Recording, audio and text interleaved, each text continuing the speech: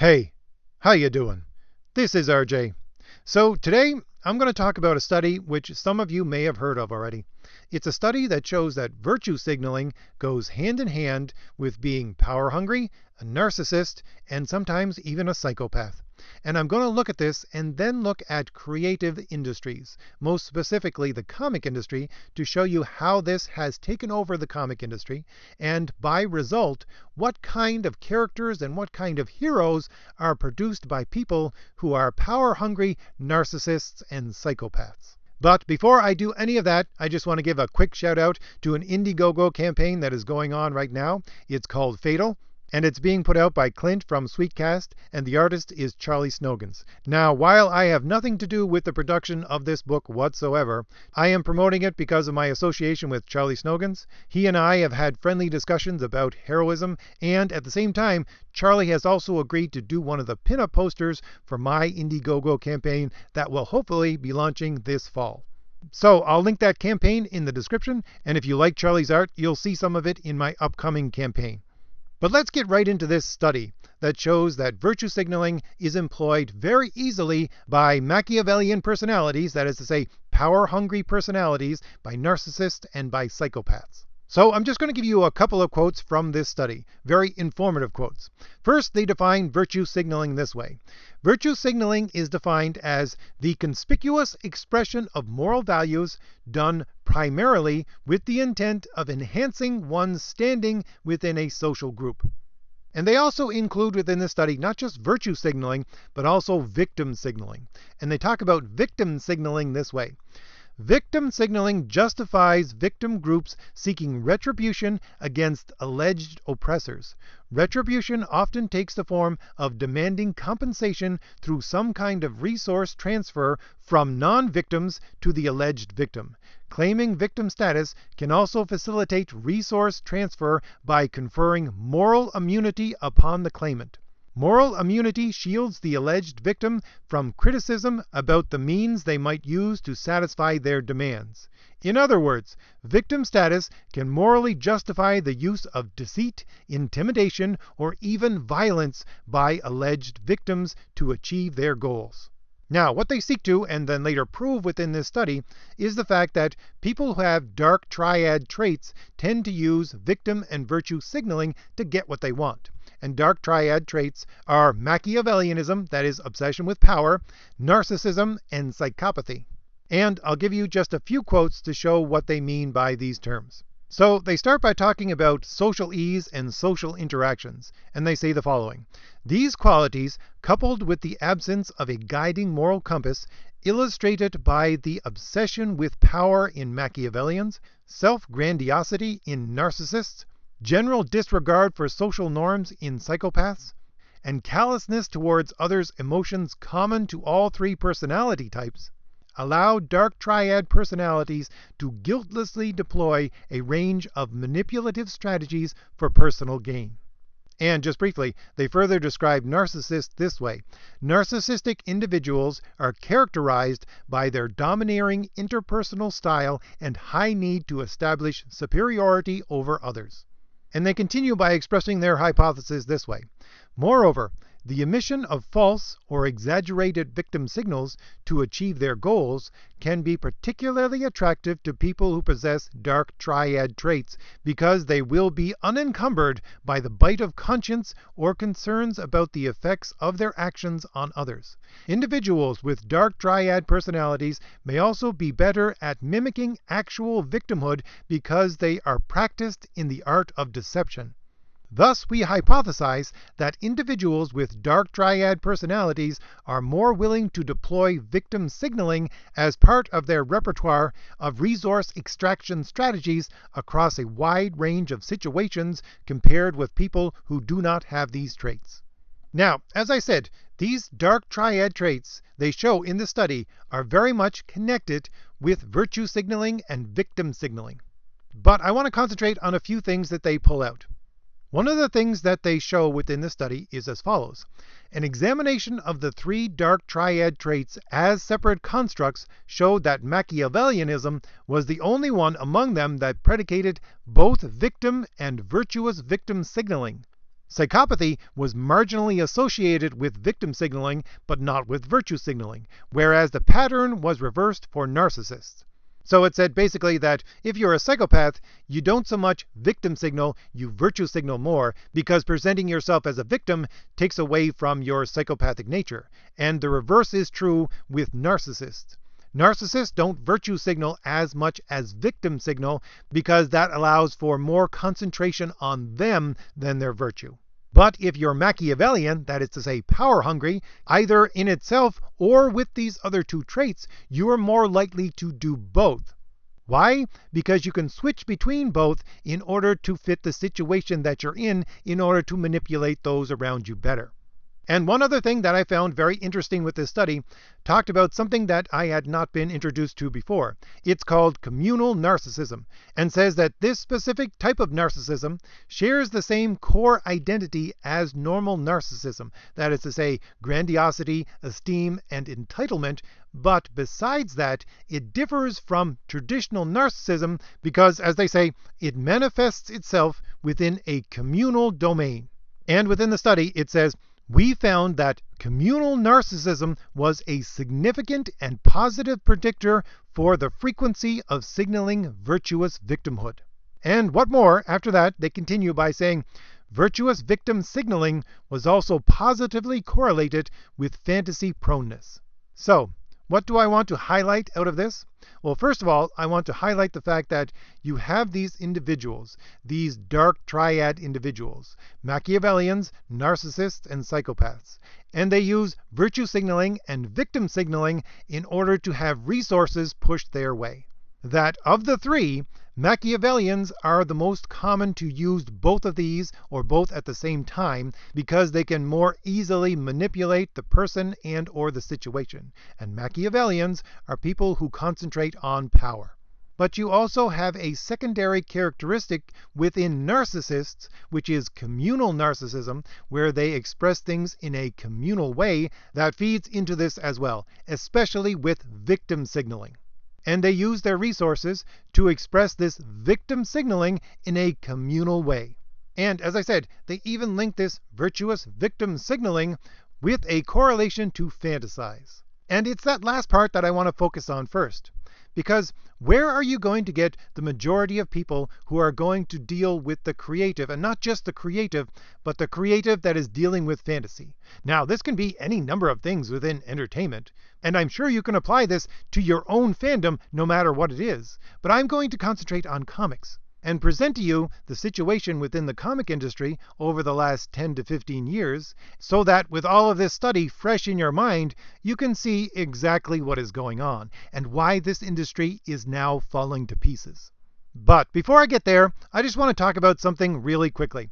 I want to talk about the fact that while it is laudable for these people to do this study, and while it's great to have this empirical data so that we can look at it, and while I found new things to think about while I read this study, it is very, very funny to me that they need this study and empirical evidence to prove these things, while within Western civilization, within everything from history, philosophy, theology, religion, storytelling, and even plain old common sense, Western civilization has been saying these things for, I don't know, as long as we've had any kind of written history. I could certainly go back about 3,000 years to show that people have been saying this.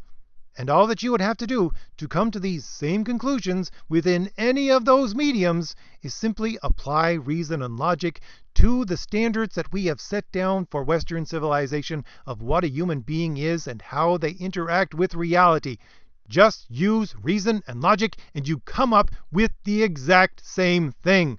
And that's why within many of my videos, all I simply do is talk about Western civilization, about reason and logic, and the standards that are applied to reality through those in order to talk about how a hero is a paragon of virtue, not a virtue signaler, not someone who is a false victim or a false virtuous person, but a virtuous person themselves. But anyway, that's just my little beef with this whole thing. So, as I said, I want to look at the comic industry itself. Now, I'm just going to tie together some facts that I discussed in previous videos. And I'll try to link all of those previous videos within the description of this video so that you can go back and watch those as well. So I did a video about Kelly Sue DeConnick, where she was giving an interview with ESPN. This was right before the Captain Marvel movie came out. And if you don't know, Kelly Sue DeConnick was the person who created Captain Marvel as she now exists. But within that interview, she talks about gatekeepers for comics. Her estimation about the history of comics is that before we had comic shops that started in the late 60s, early 70s, comics were for everyone. They were for men and women alike. But comic shops got established, and then it became a boys' club because the comic shops eliminated the female from all of their settings and basically became gatekeepers for the comics themselves so that they became something exclusively male. Now, many people in the comments of that video, especially the females, said this is all a bunch of nonsense. And I would agree, this is a bunch of nonsense. But we have to ask the question, why in the world does this woman see gatekeepers everywhere? Well, we have an answer for that now, because Kelly Sue DeConnick had to apologize for her association with the person who got her into comics to begin with, because that person got canceled, and she had to disavow him because she didn't want to get canceled as well. And the funny thing is that she did it in a way that revealed something about the comic industry. She said that she basically had to get in through this person who she is now disavowing. That was the only path that was open to her to get into comics. Why? Well, because in order to get into comics and the comic industry itself, you have to pass through gatekeepers in order to get there. That was her experience.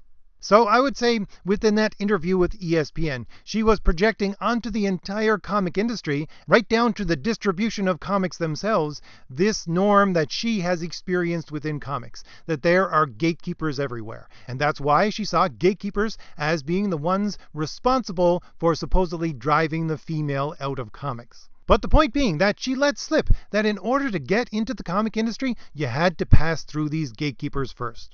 Now, I would say this statement can be positively confirmed by some of the statements made by Sana Amanat, the second in command at Marvel Comics, who is the person, I would say, who is in operational control of Marvel Comics. In several of her podcasts, and even in panels at Comic-Cons that are focused on how do you get to work for Marvel Comics, she expressed it this way. What you need to do is you need to put your stuff out into the world.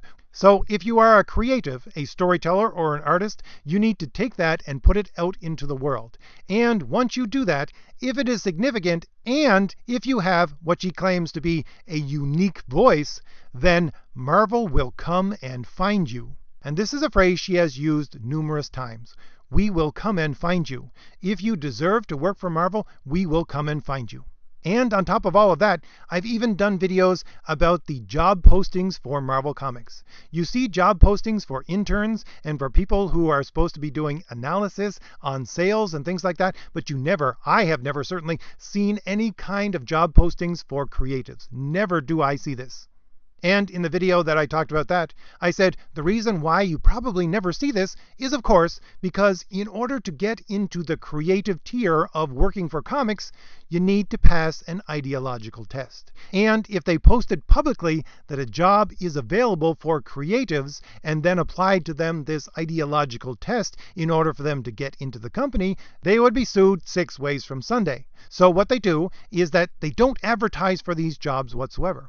They handpick these creative people. That is to say, they go out and find them. And again, this ideological test that is applied is this unique voice that Sana Amanat is talking about. This means that you have to pass through the purity test of the progressive. And this is supported by 2 different things. First of all, the people who work for Marvel are not actually allowed to look at things on the internet that pertain to fandom. That is to say that if you're producing fan art or fan stories, they're not allowed to look at that. Why? Well, basically it's so that they don't get sued. If their storyline is similar to something that someone else published on the internet 10 years ago, they have plausible deniability to say that, no, we never interacted with that story, therefore it is not a copy of that story, it is just a coincidence. So if they can't interact with these stories, but they want you to put that stuff out on the internet so that they can come and find you, how does that work? Well, it works again, just as Kelly Sue DeConnick described, through gatekeepers. They don't actually look at the work itself. They look at who brought this person to them and how they have expressed themselves publicly. And there are two very good examples of this. The first one being Eve Ewing, a person who started a petition to write for Marvel Comics and write a specific character for Marvel Comics, which is Ironheart, and she based this upon the fact that she is the same as this character. She comes from the same place. She is the same gender, she has the same skin color, she even has the same hair. Therefore, she should be writing this character, even though Eve Ewing never had any experience writing in this way before. And insiders say that when she started to write for Marvel, they had to, as it is called, baby bird her through the entire process in order to show her how all of this was done. Now, she had written different things before, but not these kinds of stories. And she was a quick learner, but that doesn't change the fact that she had zero experience in this field, and they went out and found her and hired her. And another example of this occurred on a podcast done by Sana Amanat. She was interviewing this 15 or 16-year-old girl who was part of the Marvel Hero Project. That is a show on Disney Plus where they look at these kids who are progressive activists, and they document their life and their activism on this show, and then they take those kids and make them a character within a comic at Marvel Comics. And within this interview, Sana Amanat asked this 16-year-old girl what was next for her. And this 16-year-old girl said maybe she wanted to write in the future. And what does Sana Amanat do directly after that? She offers her a job to write for Marvel Comics.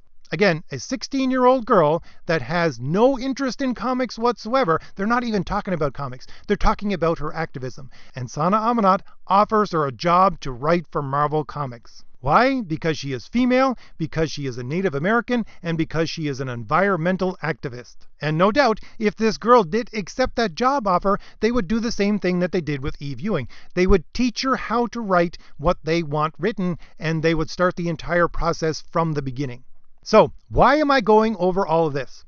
Well, I'm going over all of this because it shows exactly how you get into these kinds of industries. You need to be hand-selected and you need to be privately screened in order to make sure that you fit the criteria that they themselves want you to fill. And this criteria has nothing to do with the creative process itself. This criteria has to do with other factors.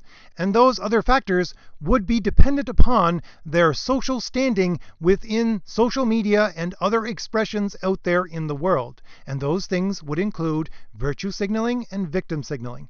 So as it is with this 16-year-old girl that Sana Amanat offered a job, and the same with Eve Ewing, they offered them these jobs based upon their virtue signaling, based upon the idea that these people in their minds are virtuous because they do X, Y, and Z. Well, first of all, they're automatically virtuous because they are women, because they are people of color, and added onto all of that, they have their progressive activities, their virtue, so-called, that they express. And not just their virtue, but also their victimhood. One of the things that they talked about with this 16-year-old girl was her downtrodden existence as a Native American. And when that victimhood status was confirmed, that would become another thing on the pile of why I should offer this person a job. So we have the following. We know that you need to go through gatekeepers in order to get into this industry. That has been confirmed both by Kelly Sue DeConnick and by Sana Amanat saying, we will come and find you. We know from the actions of Sana Amanat that they will hand select you, not upon your skill to actually accomplish the task, but upon things like virtue signaling and victim signaling, whether they be real or not. And further, we know from this study that the people who virtue signal and victim signal the best and the most often are people who have the traits of being power hungry, narcissists, and psychopaths. And on top of all of that, we know that this communal expression of virtue and victim signaling is expressed most notably by communal narcissists, that this virtuous victim signaling is also within people who are prone to fantasizing, and that people who are Machiavellian tend to do this the best, then this is the pool of people that you are drawing from when you use this mechanism of gatekeepers in order to let people into this industry. So at the end of the day, all you're going to have within this industry is creative employees that are Machiavellian, that are narcissistic, and that are psychopathic. And further, we know that they are trained to remain that way and increase in that way because when they get there, they need to denounce others through virtue signaling and victim signaling in order to keep their status and their jobs. This is why they will cancel people around them if they do anything, and they need everyone to join in with this. As we have seen from previous instances within the comic industry, if you do something as simple as not participating in the shaming of others through this virtue and victim status paradigm, then you yourself will get canceled as well. And furthermore, this is directly linked to their quote-unquote progressivism itself, because their form of progressivism worships power above all things. And this is easily seen if you go through any of my videos. That interview that I just talked about with Sana Amanat and the 16-year-old girl. Just as a lark, I decided to count how many times they use the word power or strength, which is a substitute for power within this interview.